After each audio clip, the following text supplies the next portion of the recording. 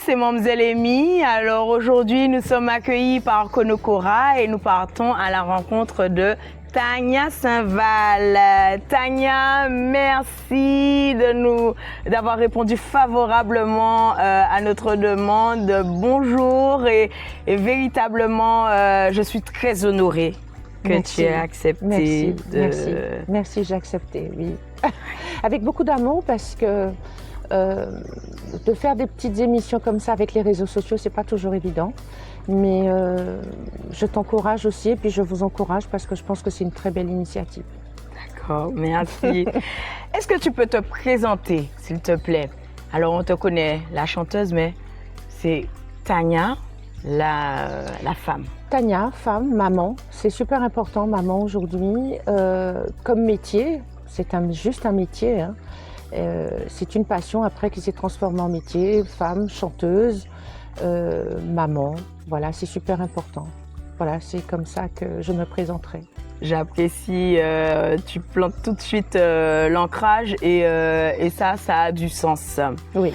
Alors, est-ce que tu pourrais nous raconter ta rencontre avec la musique, s'il te plaît? Alors, ma rencontre avec la musique se fait très tôt, hein. Je crois que... Alors, bon, j'ai beaucoup dit ça quand j'étais gamine, mais je vais le redire parce que ça me plaisait bien à l'époque, j'étais jeune. Et je disais, je crois que mon premier cri, ça devait être un si bémol quand je suis sortie du ventre de ma mère. Mais je pense que j'ai été tout naturellement vers la musique parce que c'était un don, une passion. Ma grand-mère chantait déjà. Mon père a chanté très tôt quand il était jeune. Il était fan de Johnny Hallyday, de Sardou, de choses comme ça, et beaucoup de chanteurs antillais aussi. Il a fait des petits 45 tours. Ma mère a travaillé aussi dans des magasins de disques au début, hein, ils avaient 22, 23 ans quand ils sont arrivés sur Pointe-à-Pitre. Ils étaient des jeunes mariés, elle a travaillé dans des magasins de disques et je pense qu'inconsciemment, eh ben, elle devait être enceinte et j'entendais ça. Donc quand je suis arrivée, je crois que très vite, j'ai épousé la musique et la musique m'a épousée. Une certaine réciprocité. Exact. Ça a du sens. Bien sûr. Ça a du sens. Tania, à quel moment tu as senti que la musique, ça allait prendre une autre dimension pour toi? Alors, il y a quelque chose dans mon caractère qui fait que parfois, tout en étant conscient, je reste dans l'humilité. Et je me suis rendu compte que très tôt, j'étais déjà un petit peu comme ça. Puisque bon, quand j'étais petite, après, je savais que la musique, c'était une dérive parce que chez moi, c'était pas bien passé vis-à-vis de mes parents. Parce que quand on fait de la musique, on a beaucoup de succès avec les femmes, avec les hommes et des choses comme ça. Donc, c'était pas quelque chose qui était bien vu non plus au sein de ma famille. Une fille était plutôt... Moi, j'étais en classe chez les sœurs, donc mes premières classes étaient chez les sœurs. Donc, une fille devait avoir un vrai travail, avoir fait des études et tout. Donc, quand on a parlé de musique, bon, ça n'a pas étonné mes parents, particulièrement ma mère, mais elle ne le voulait pas. Donc, en fait, j'ai épousé la musique, mais je faisais de la musique avec une certaine intimité, puisque c'était pas toujours facile de dire à ma mère que je sors, que je vais en studio faire des chœurs. Voilà, c'était plutôt avec la complicité de mon père. Donc ça a été quelque chose qui était un petit peu volé aussi. Donc ça a été une petite passion, comme on pourrait avoir un petit amoureux qu'il faut voir discrètement, en secret. Mes premières heures de musique, c'était ça. Il y a eu un moment donné où il y a eu beaucoup de troubles, hein, mais je parle avec les années précédentes. Il y a des interviews qui ne seront pas calées sur ça, parce qu'on dit ce qu'on pense au moment où on le dit. Il y a 10 ans, peut-être que je n'ai pas vu les choses de cette façon-là. Donc les interviews vont s'entremêler, peut-être ne diront pas forcément les mêmes choses. Mais au début, j'aimais aussi les gens. J'aimais et j'aimais la prière. J'aimais aller à l'église. Ah oui. Toute petite. Donc j'aimais aller à l'église, j'aimais les prières, j'aimais ce genre de choses. Donc il y a eu un moment donné où j'étais assez... c'était assez contradictoire dans ma personnalité. Et je suis encore comme ça. Oui. Je suis encore comme ça. Donc, il y a eu des moments où je me disais, je chante pas. Donc, j'ai toujours essayé de faire ce métier avec les valeurs que je connais, que j'ai appris, qu'on m'a inculqué, avec quelque chose de plus juste possible. Voilà. D'accord. Très bien. Merci pour ce partage. C'est véritablement, on sent la sincérité et c'est touchant. Merci. C'est touchant. Quelles ont été les étapes charnières qui t'ont poussé jusqu'à l'international? Alors jusqu'à l'international, c'était un peu pas un hasard, mais au début de ma carrière, j'ai travaillé pas mal avec Zouk Machine, Oui. puisque bon, à un moment donné même, on m'avait proposé d'être dans le groupe. Et on est parti comme ça en Afrique, au Burkina Faso. C'était le premier pays africain sur lequel je déposais mes pieds, sur le sol africain, le Burkina Faso, à l'époque avec le président Sankara, qu'on a rencontré. Et assez vite, les Zouk Machine ont eu du succès, puisque la chanson Maldon a fait le tour. Oui. Et du coup, il y a une maison de disques qui m'a approchée, qui était à l'époque, aujourd'hui Universal, mais c'était Phonogramme, Mercury à l'époque, Phonogramme Mercury. Et donc ils m'ont approchée, et c'est comme ça que je suis partie à Londres et que j'ai rencontré d'autres musiciens. Et c'est comme ça qu'on a fait mon premier album qui a touché un petit peu l'envergure internationale. Avec le titre, l'album c'était Soul Zouk avec le titre Tropical, qui est resté 14 semaines au top 50. Oui, je m'en rappelle et je pense qu'on s'en rappelle tous très bien. Ouais, super, génial. Est-ce que tu étais préparée à cette réussite, à cet engouement?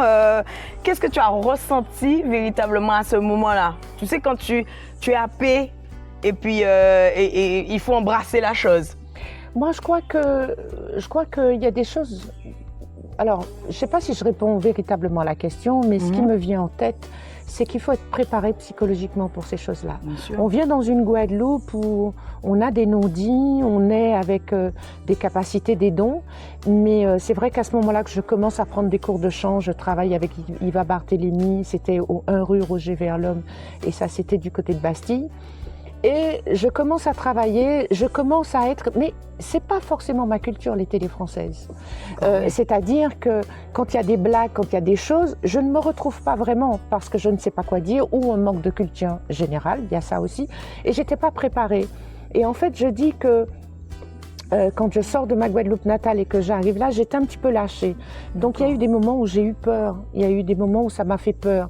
Mais j'étais consciente que j'aurais pu aller plus loin, mais je crois que la peur ou certaines résistances, soit par rapport à ma culture ou par rapport à ma famille qui était éloignée, j'ai cédé un peu à non pas la panique, mais il y a eu quelques petites craintes. Voilà.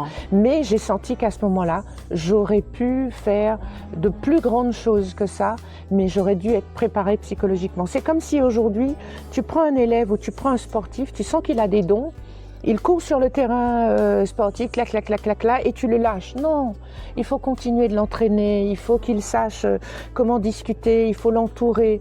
Et jusqu'à aujourd'hui, je pense que c'est important d'avoir quelqu'un qui conseille. Et ça m'a manqué. Du coaching. C'est une forme de coaching. Hein. Ça pourrait être une forme de coaching, mais quelqu'un qui s'y connaît dans son métier psychologiquement, qui puisse dresser un bilan et accompagner. D'accord. Tu as parlé de ta famille, effectivement, donc qui était éloignée. Comment eux, ils vivaient ça?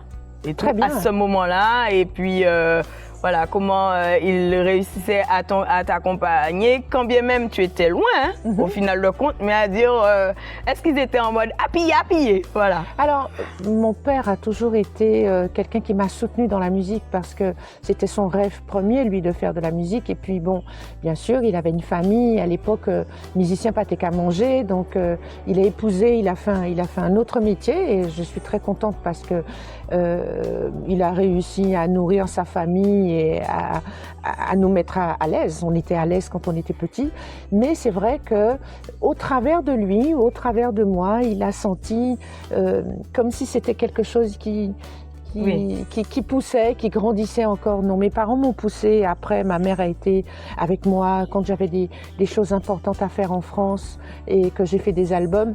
Ma mère est venue à la maison, me préparer à manger, faire des petites choses. Elle m'accompagnait et voilà. Donc, une réussite n'est pas qu'individuelle. L'entourage est hyper important, la famille est importante et ça a été ça.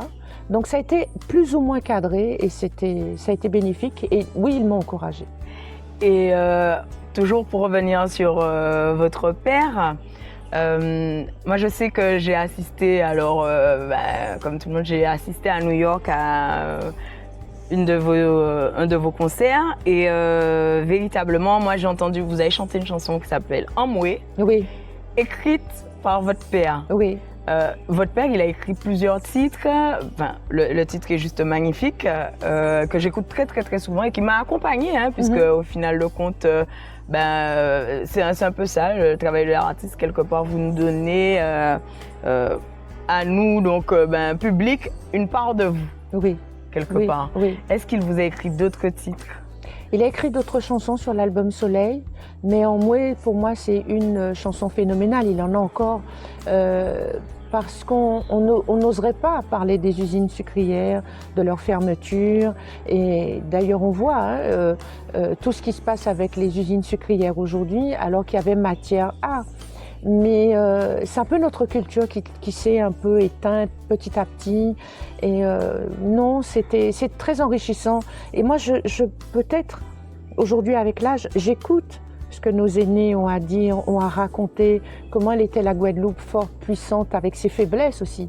Et ça, c'est important puisque la canne à sucre, le sucre, a laissé couler beaucoup de sang, mais aussi a enrichi l'île dans laquelle on est, avec le rhum, avec les usines. Donc pour moi, c'était important et j'ai choisi cette chanson-là parce que rythmiquement, c'était du gros cas. Alors, ça changeait du zouk. Mais moi, j'ai toujours été un peu femme caribéenne, à écouter un petit peu, même si ma musique de prédilection, c'est le zouk, mais à écouter un petit peu ce qui se passe autour de moi.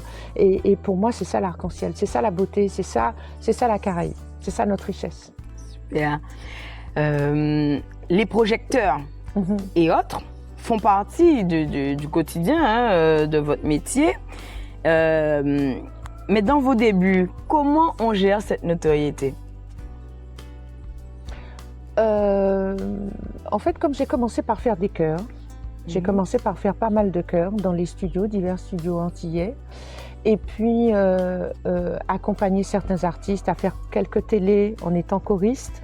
Donc j'arrivais bien à gérer. C'est pour ça que je dis que en termes d'image, j'ai pas eu beaucoup de difficultés à gérer, même en écoutant aujourd'hui. Je crois que l'humilité précède la gloire, hein. Et ça, c'était important de le vivre au quotidien. Et bon, voilà, ça m'a pas dérangé. Ça vous a pas dérangé? Non, ça m'a pas dérangé. Je pense que c'est quelque chose que j'ai su gérer, je suis arrivée à gérer. D'accord.